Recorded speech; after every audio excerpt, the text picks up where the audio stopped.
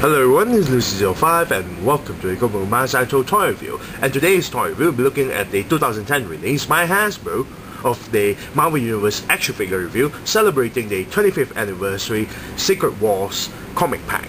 And this is comic pack number 10 featuring Dr. Doom and Absorbing Man and a bonus little figure, Wasp. Now I gotten this straight from my local scalper shop near my area for 55 ringgit, and this is the only comic pack left in that shop. I was quite lucky enough to actually gotten this. So here we have at the front part of the packaging itself, we've got the two figures, 3 if you count Wasp, and issue number 10 for the Marvel Superheroes Secret Wars comic. And at the back here you've got Dr. Doom and Absorbing Man with Wasp for the issue 10 comic pack. Issue number 12 comic pack featuring Bulldozer and the Thing, which I already reviewed, and issue number 5 of Nightcrawler and the Mohawk style Storm. So without further ado, let's open up this packaging so we can bless the toy. Be right back.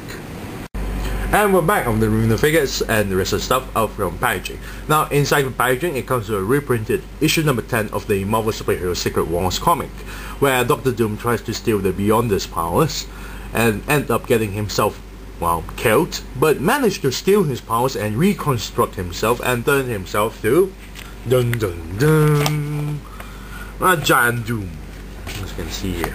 Very nicely done. Now let's take a look at the Wasp figure. The Wasp figure is actually a simple sculpt. You can see that arms is risen all the way up, legs is risen upwards with a bent knee, but there's no articulation, of course, because due to the size of the figure itself. And it doesn't come with a flight stand nor even a base stand, so you're basically stuck with this figure where she can't even stand on her own, like so. Now the figure's paint job is actually alright. She is painted in green for her leotard costume, and purple boots, purple gloves and chest pins. Her hair is also painted with dark brown, but the flesh tone skin there is just like that. There are no details on the eyes, there are no details on the, well, mouth.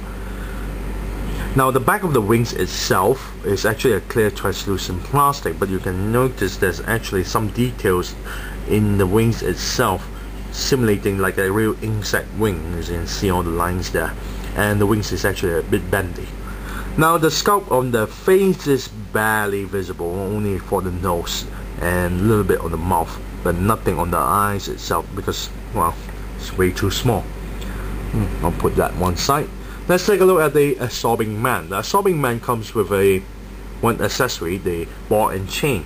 It's the same ball and chain that Thunderbolt has as his accessory, except this one is so badly painted. As you notice, all this stuff, it is supposed to be a simple paint job as shown at the back of the packaging now, but not something like this. It's really badly painted. I'm not too sure how they managed to screw this up. The ball actually can swivel 360 degrees, not too sure why they even bothered to put that. And the figure can actually hold the chain itself in any parts of the chain, but the figure can actually hold it onto his right hand. His left hand is open up. Now let's take a look at the figure's paint job. The paint job on the flesh tone skin is actually not bad. You can actually see all the muscle details there. The pants is painted in a dull purple color with black stripes all over. The belt is painted in black and there's a silver belt buckle. The eye is actually painted, but due to the sculpt you're hardly able to see properly. He has black eyes, black pupil eyes. Now on the forehead here there's a spot of grey paint job smudged onto this section here. Now the shoes is actually not painted, but the bottom of the soles is actually painted, which is kind of weird. Now let's take a look at his transformation paint job. You can see here it's actually pretty bad. The back of the figure looks like it's being sprayed on, splashed onto. And look at this section here, all this stuff is not well painted at all. And one side of the face is really faded away with the paint job. and you notice a lot of these spots on one side. It's not as shown at the back of the packaging. You'll notice that the granite skin is actually, well, trying to cover the rest of the body itself, like, you know, getting himself turned into a granite slowly.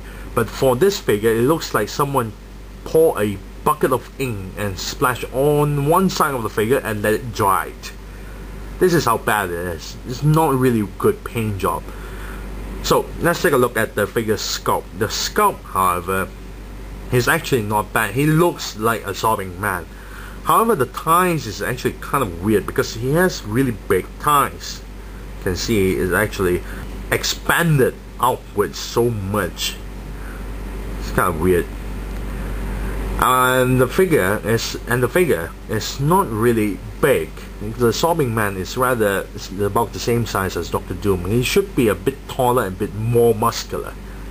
Now let's take a look at the figure's articulation. The figure's head can turn 360 degrees and pivot upwards and downwards. Torso is another bad point here. He cannot turn 360 degrees. He just stuck, well, on one side. And when you try to turn it, it snaps back forward. You can see that it's like a spring-loaded action here. So it's really bad. He can pivot backwards, he can pivot forward, but he can't even go side to side. It's really bad. The shoulders can actually turn 360 degrees and spread the arms this far. Upper bicep turns 360 degrees, and the elbow here can bend this far. The wrist here can actually turn 360 degrees. Now there are no waist articulation, there is no waist joint, and the hips here can bend this far and can't bend backwards. It can spread, but if you spread this far, it will just snap back, as you notice. But if you try to spread further, it will still snap back. Due to the size of the thighs itself, it won't stay put on one leg, as you can see.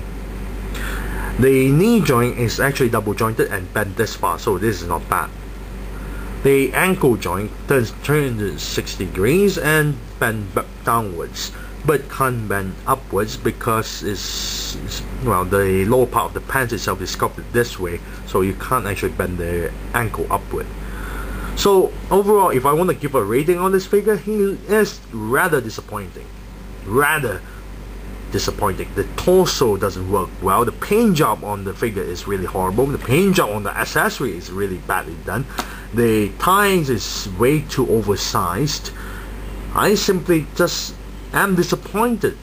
Just disappointed at all for this figure. So I will give it a 2 out of 10. So this is the annual review for the Absorbing Man. In the part 2 video, we'll be looking at the Dr. Doom figure. So stay tuned. This is Lucy05. Thank you for watching, and I'm signing off.